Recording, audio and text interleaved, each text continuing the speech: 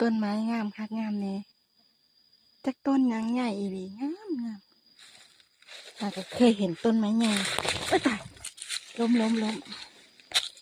อ้ายขอบายบางแน่เด้อต้นใหญ่คักใหญ่เลยแท้ป๊าดปะทั้งใหญ่ทั้งงามเนาะสวัสดีได้เห็นก็เป็นบุญตาละ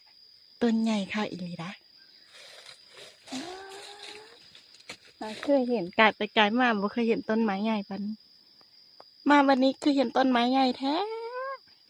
บ่ได้ดอกเห็ดโบกวันนี้สวยแย่งกับต้นไม้เนี่ยล่ะงามคักงามแหน่งามอีหลีเบิ่งเป็นบุญตาต่อไปอาจจะบ่มีแล้วต้นไม้ใหญ่แบบนี้แถบนี้แกยังเหลือแต่ต้นเดียวนี่ละพอไว้แย่งงามแท้คุณงามคักงามแม่ต้นไม้ต้นนี้เจ้าคืองามแท้ละบุญป้าดเบิ่งเอาบุญตาพี่น้องเอ้ยพุ่นงามอีหลีล่ะพุ่นลำโดลุดอยู่หอดโอต้นอย่างกระโบหูดอกหาเห็ดโปะหรือว่าหาถ่ายคลิปทั้งสองไงเนาะพี่น้องเนาะ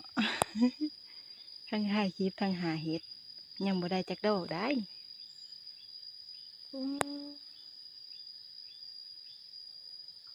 ย่างไปย่างมารถเห็นคุ้งมาเข้ากองอาญาแลนหนี